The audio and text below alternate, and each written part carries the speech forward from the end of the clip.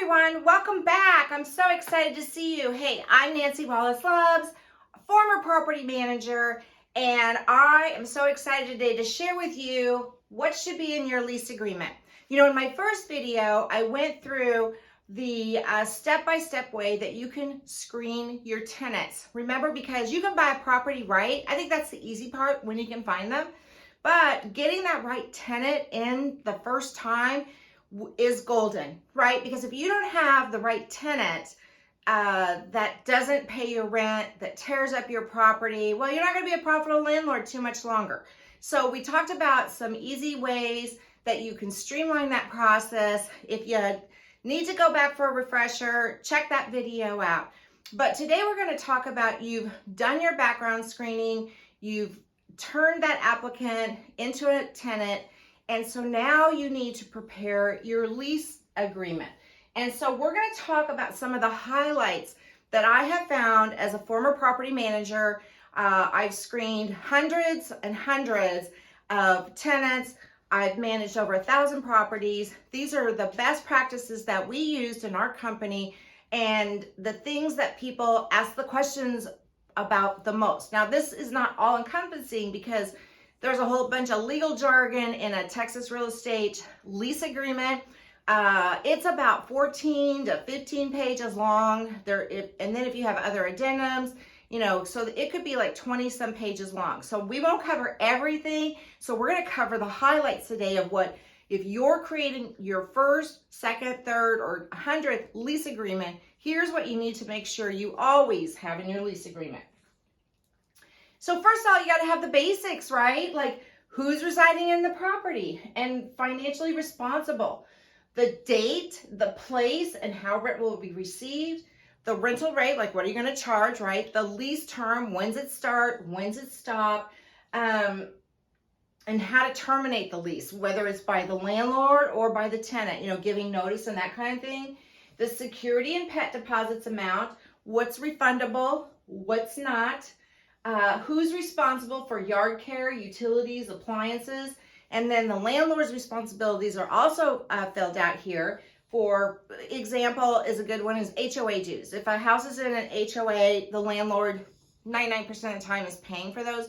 I always recommend that the landlord take care of the HOA dues because you want to make sure they get paid. There's some hefty fines when you don't pay your HOA dues.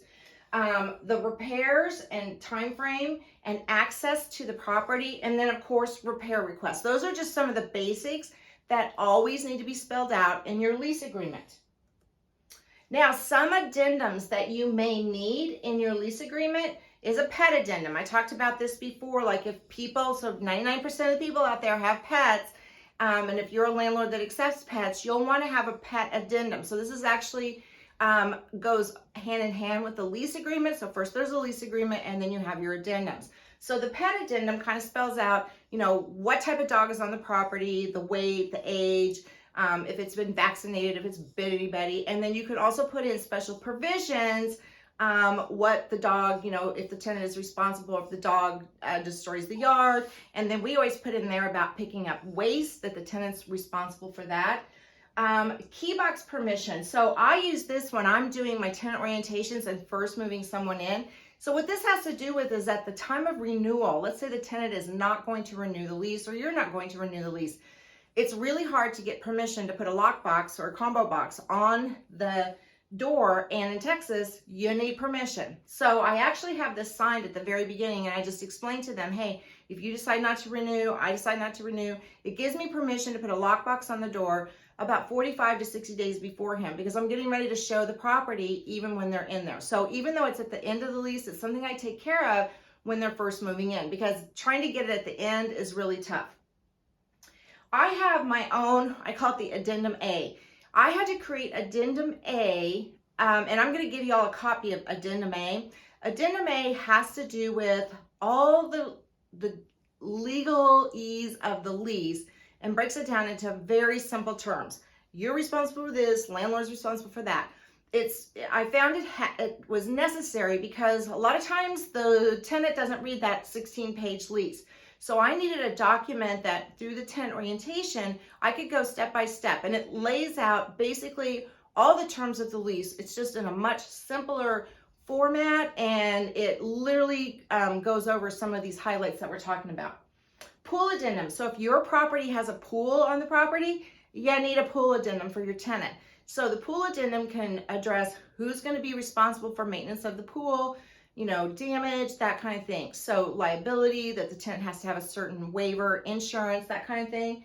And then special situations. So I used to manage a property where the landlord had put in beautiful wood floors. I mean, they were beautiful. And then he had to move, and he wanted to rent the house out. And so he wanted a special addendum for how the tenants would have to care for the floor. So we literally had to find out from the manufacturer, whoever leased the property had to agree to the care of the floors. And it was like about putting rugs down. It was about using a special cleaner. And the family that did end up renting that house actually signed it and took wonderful care of those. So sometimes, and there was special fines if they didn't, take care of the floors or whatever. So sometimes in those kinds of situations, you have to kind of create your own addendum and make it part of the lease agreement. And of course, all of these addendums are referenced in the lease agreement. So you can't write a lease agreement and then go, oh, hey, I'm going to have addendum A. Oh, hey, I'm going to have a pet addendum. They're actually listed in the lease agreement. So if ever there is a dispute over the addendums, that they are actually referenced as part of the lease agreement. Now, guarantors. So let's say you have someone, I get this question all the time, and it happened to us too. So for example, I had a minister that was moving to the area, and he did not have the income to pay the rent, bless his heart. And but he qualified otherwise, but his church was actually going to pay the rent.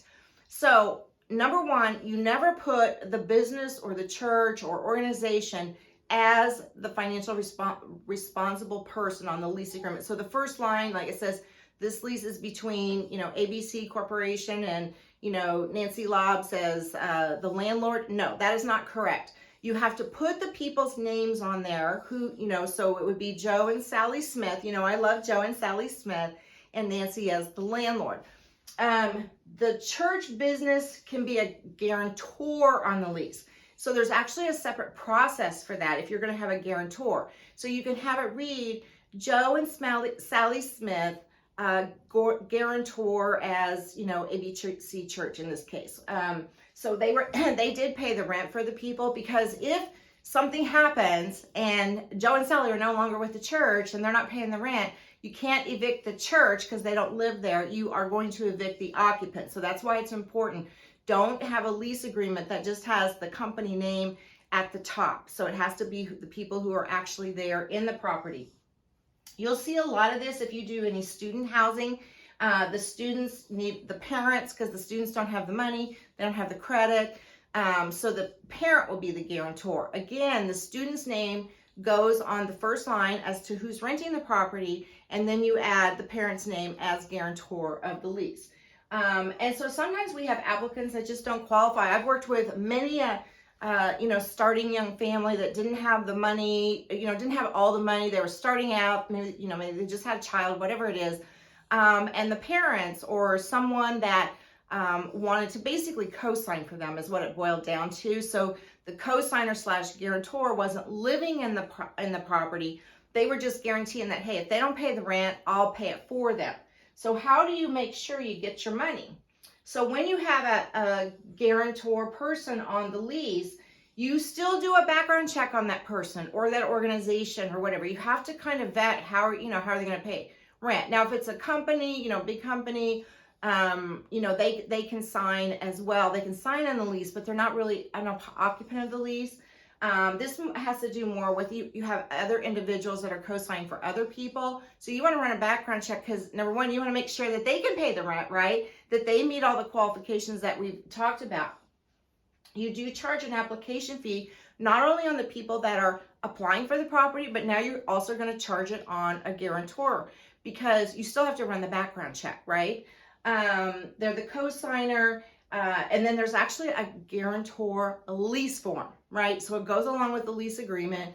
Then you got your pet addendums, then you got your pool addendums, and now you have another addendum to put with that.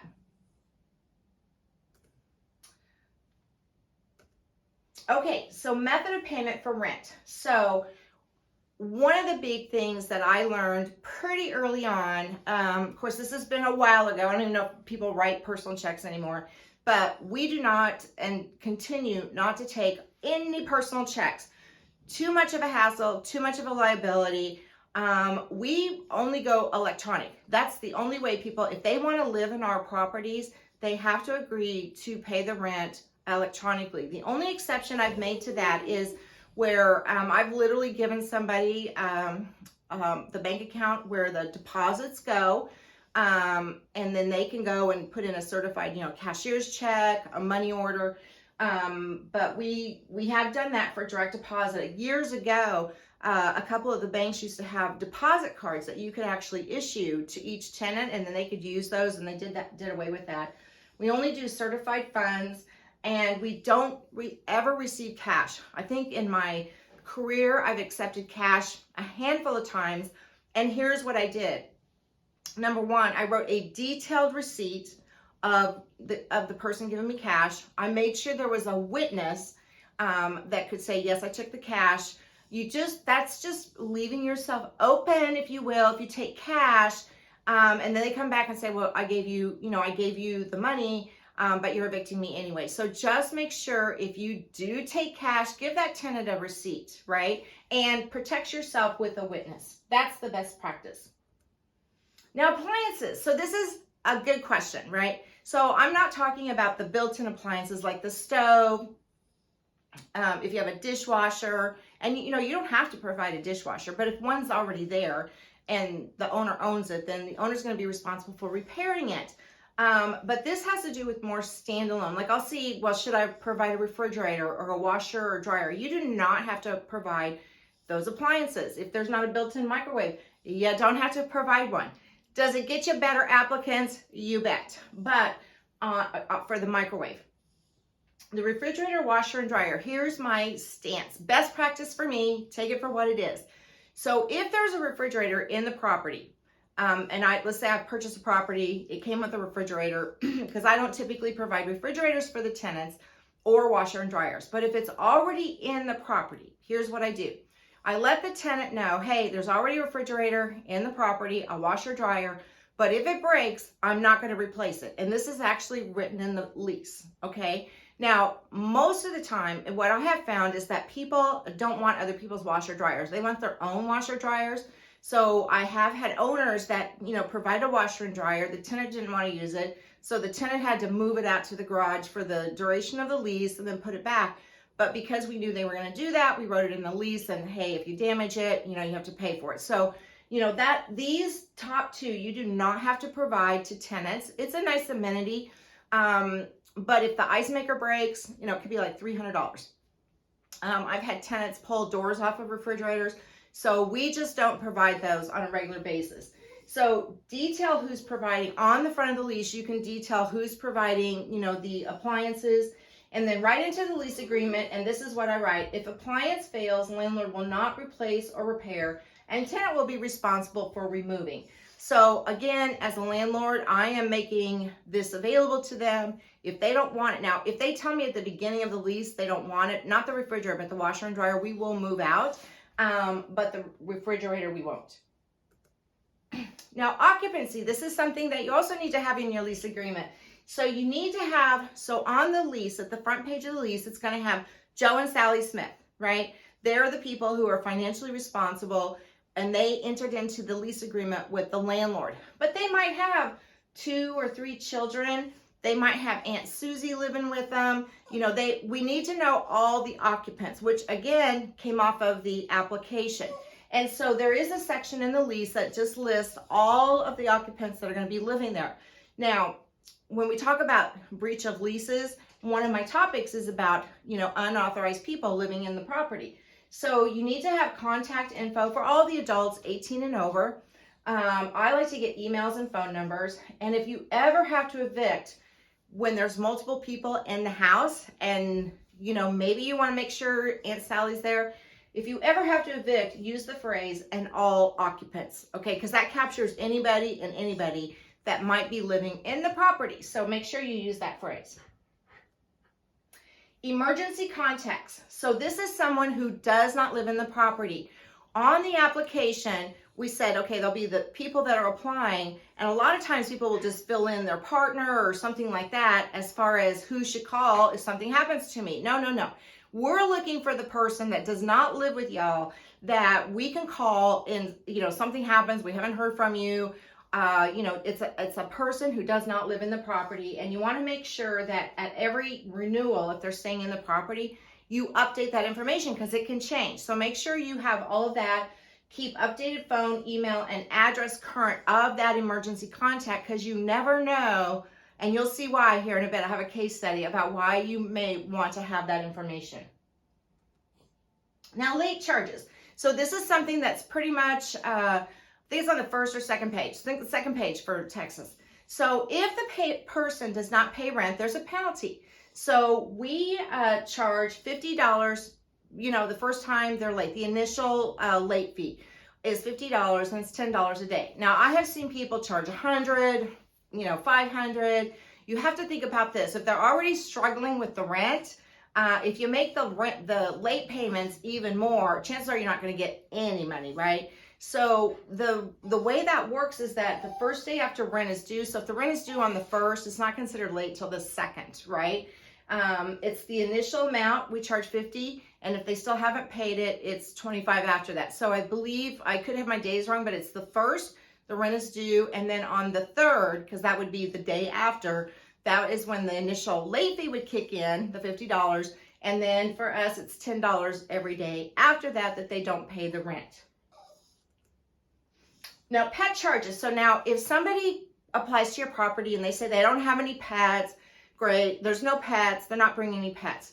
But in the lease agreement, there is a section, and you need to have this addressed, that if they bring in an unauthorized pet, because bottom line is you need to know if there's a pet in that property, right? So this is to encourage them, like if they go out and get their child a puppy or a kitty or whatever, a little pet, then if they don't disclose that, and say, hey, we got a dog. And I go over this with tenants at the beginning of the lease when I'm doing the orientation. So I say, hey, if you end up getting a pet, make sure you let us know, because if not, if we find out about it through an inspection or whatever, it's $500 and 25 days per day. Every day they don't take care of it. Now, it doesn't mean that we won't allow them to have a pet, right? We're just saying, hey, if you keep that pet in there and you don't tell us, and I have had this happen where people will get pets and they don't tell us. So our pet deposits, here, this is $350 for pets under 35 pounds. We charge $350, and then $100 of that is non-refundable, because no matter, I love animals and I have them, but no matter how good of pet owner you are, they always do cause some damage. There might be some additional cleaning or something like that. And then anything, any pets over 35 pounds, we charge a $500 pet fee. Now, this is in addition to the security deposit, and this would be on your pet addendum, but in the lease agreement, you would list out the security deposit, and if there was any non-refundable of that right off the bat, and then the pet deposit, and I list the total pet deposit and then the non-refundable part. So it's very crystal clear in the lease, especially when the lease is ending, that they're not going to get their $500 back, because $250 of that is non-refundable. And one thing I want to say about lease agreements, so when you do, whether you use the track form here in Texas or you have your own lease agreement, make sure that you have the tenant initial and date at the bottom of every page, especially if you're not using a promulgated form. This way, if you ever have to go to court, let's just talk about that pet violation, right? If you ever had to go to court, the judge is going to say, well, show me, and you might have a signed lease, but technically they could say they never saw that page because it wasn't initialed and dated. So just make sure we have our tenant sign, initial everything. If we change anything, they initial, they date it. So make sure on every single page at the bottom or top, but usually it's bottom, that you have your tenants, and both of them, or however many tenants are on that first line of who's leasing the property, that they all 1, 2, or 3 initial and date at the bottom. Now, moving condition. This is another part of the lease agreement that I have found to be quite challenging for tenants sometimes. So they've already been approved, they're getting ready, so they've seen the property, and maybe they request, this is a frequent one, they request that the house be either painted or the flooring be changed out. Those are the two biggies. And the owner says, you know what, I'll do a touch-up in, bedroom 1, but other than that, I'm not doing any other touch-up. So in the lease agreement, what we have found to be really helpful is that you write in this section that the tenant accepts the property in current condition, and you specifically state owner will not paint, owner will not replace flooring. Because a month after they move in, they're going to be knocking or calling you or emailing you saying, hey, you know what, I just can't take this carpet, I can't take this flooring, it needs to be replaced. And it's like, oh, no. This is what you agreed to on move-in. And it has happened on more than one occasion. This is like a huge thing. Like, I think tenants think that once they get into the property, that you're just going to go in there and rehab it or whatever. So you need to nip that in the bud and put that in your lease agreement. And then give the tenant an inventory checklist. So as a good property manager or landlord, our job is to document the condition of the property in between tenants. When we first get the property, after we've leased it, then that kind of thing. So we have a good idea of the inventory condition of that property.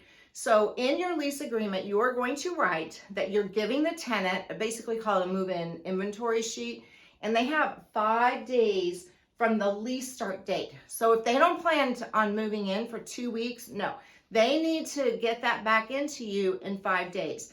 A lot of things can happen from the time they take the keys to the time they finally move in. So you want them to document the condition of the property so that they can't come back in 2 weeks and say, well, it's this, this, and this, right? So and then I do a quick, and I even tell tenants, hey, take a video, take pictures, give me a copy, be happy to keep it in your file. And this is a true story. We had a tenant that did all of that. She gave me extensive videos of her move-in. And when it came time for move out, they had an unauthorized dog that they kept in one of the bedrooms, and the dog had just chewed away at the wood. The dog had destroyed the carpet. And per her own video, we were able to demonstrate that the room did not look like that when she moved in. So repair requests. So this is probably one of those things that can get really under a tenant's skin. Because tenants want things done yesterday, right? Especially if we're in Texas heat and we're talking about air conditioning. We had the Texas freeze last year, and there were just a lot of things sometimes landlords can't do anything about. So I've had situations where people have had plumbing issues and it was so icy out, none of the vendors were out. So sometimes it's impossible to get the repair done, as fast as you'd like to. But one of the things that we require is that the tenant put all the repair requests in writing. Now they can call and they can tell me their toilet's running, but I need to put that in writing. And we write in our lease, if the AC is not working, it is not an emergency. Now, granted, if it's 100 degrees in Texas, it's sweltering, we will do everything in our power to get out there, but it's not an emergency. If there's what we look at is it hurting the health, welfare, and safety of a tenant. So if someone's on a ventilator or about ready to have a heat stroke, yes, we do everything in our power to make that happen. But the normal, 95-degree weather, a lot of times the AC vendors get backed up and you can't get them out there. We have paid for after hours. So, it just depends on the situation.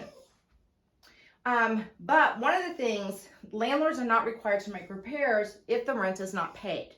So this has actually happened to me a couple times. One of my tenants that I have a case study on here was habitually late. My first tenant, basically, habitually late, ended up having a couple of repair issues that were not affecting their health, welfare, and safety. And I just said, look, he needs to pay the rent because he was already 2 months behind. And, we were trying to get him caught up. This was a few years ago. Kept saying this, that, and the other. And anyway, I was green, didn't know what I was doing. But I said, hey, when you make the rent, I'll make the repair. I have vendors that are set up that communicate directly with the tenant. So when the tenant emails me that they have a plumbing, electrical, whatever the issue is, then I can respond back to the tenant and copy my vendor, because I've already set this up ahead of time with all my vendors. They know that our office is going to pay their bill, and my vendors go out and they take pictures of the area that they're working in. So we had a tenant that, needed a new hot water heater. We dispatched our plumber to go out and take care of that. only for the plumber to call me with video and pictures saying they couldn't get to the water heater in the garage because of all of the tenant stuff. So then I had to go back to the tenant. This happened to be on a Friday morning. We got the plumber right out there, and I got the tenant on the phone and said, hey, you know, he wants to install it, but you got to move all your stuff away from the water heater. And the tenant took, you know, all of Friday, so then it was Monday. So they were upset, but hey, it was their own fault because we got somebody out there. They just couldn't do the job. And then that's why I like to have vendors take pictures of area that is in need of a repair. This also helps, and I keep that in a folder with for the tenant because, you know, sometimes you can't always get into the property to do inspections. So this is just kind of another eyes on the property, if you will. I mean, obviously they're not going out there and doing full inspections, but you can get pictures of the bathroom, or you can get pictures of the kitchen if they're working in there. So it kind of like over a year, and depending on the type of repairs and how many times your vendors go out there, you know, you might get some good pictures of the condition of the property, and you might see some problems that you can kind of head off. Okay, special provisions is actually a section in the lease that we use it for a couple of things. So one of the big things that seems to be, probably I would say the number one repair request has to do with plumbing issues, right? Stoppages and that kind of thing. So anything that you want covered that is not in the lease, or you want to inform tenants of this special rule to pay attention to, basically, is special provisions. So this is an example of what I write into my leases regarding plumbing stoppages, because I'm not a plumber. And so when the tenant tells me the sink is clogged, the toilet's not working, you know, I'm not going to go over there, and I don't know what it is, right? And neither do they sometimes. So what'll happen is we'll send our plumber over there, and I have had toys pulled out, hairspray caps, brushes, food, things that the tenant caused the stoppage. And so the way we write this, tenant is responsible for all stoppages per plumber's report, including the cost of repairs, remedies on tenant-caused stoppages.